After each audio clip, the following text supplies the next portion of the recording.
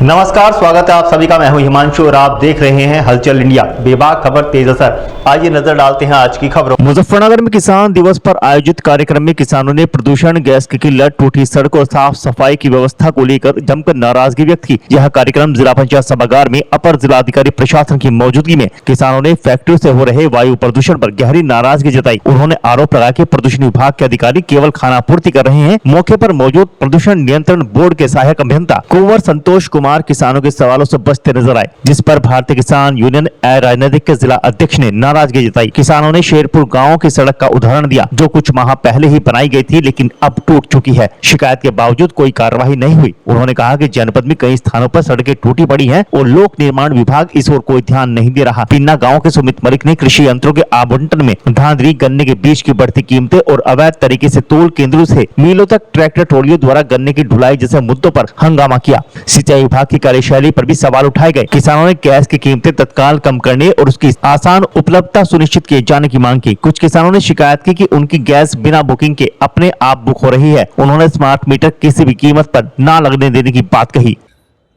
Calcium का दाना बनाने के नाम पर नकली एनपीके बनाया जा रहा है, उससे बड़ा नुकसान हो रहा है।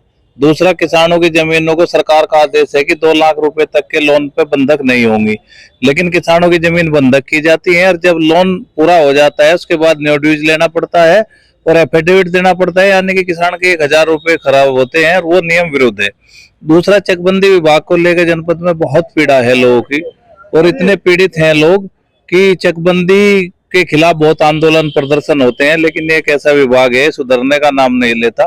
तो तमाम ऐसे विषय हैं जनपद में जिनका समस्याओं का समाधान लंबे समय से हो नहीं रहा है। विभागों की जो कार्य प्रणाली है वो इतनी निकृष्ट हो चुकी है कि अब सबसे बड़ा मसला जनपद में क्या पूरे प्रदेश में अंश निर्धारण का है। सरकार ने कहा है कि 1 जून से खाद नहीं देंगे जिनकी फार्मर रजिस्ट्री नहीं होंगी, और हर तीसरे व्यक्ति का नाम खसरा खतुन्नी में गलत कर दिया गया रियल टाइम खतुन्नी बनाते समय। तो उसमें किसान की क्या गलती है? इन सब विषयों पे आज काफी हंगामा किसान दिवस में रहा है।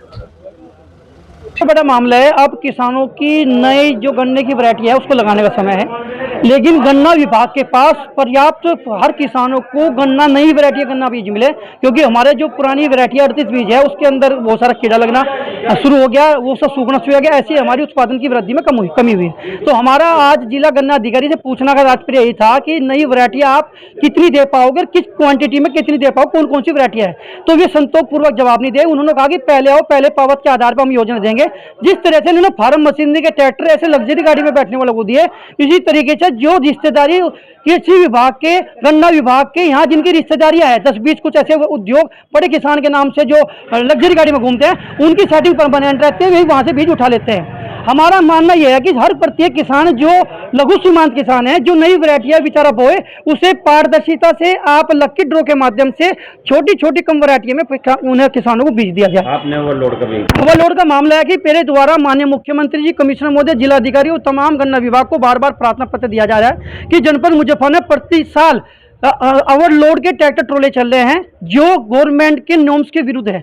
ARTO के यहाँ उनको परमिशन नहीं होती, कमर्शियल यूज में ट्रैक्टर ट्रोली आता है। ट्रोला कोई सिस्टम नहीं है, ये गन्ना विभाग की शरण में, ARTO परिवहन की शरण में, और जो शुगर मिल है उनके मालिक, उनकी देनदारी है, उनको क्या अपना निजी हित है, उनके अंतर्गत ये चीजें चल रही है। आम लोगों की जाने जा रही है, छोटे बच्चे, महिला, पुरुष, तमाम हर थाने में, मंसूरपुर में बहुत सारी मौत हो चुकी है। मुझे बड़ा दुख है इस बात का कि किसी की आम आदमी की जान क्यों जाए। अच्छा, आखिरी सवाल ये है कि गन्ना विभाग की तरफ से जो बताया आपने कि भाई कृषि यंत्रों को दिया जाता है, कोई कैंप लगाया जाता है क्या? यहाँ पर कोई इनके द्वारा जो वैरायटियां गन्ने की देंगे, कोई कैंप नहीं लगाएंगे।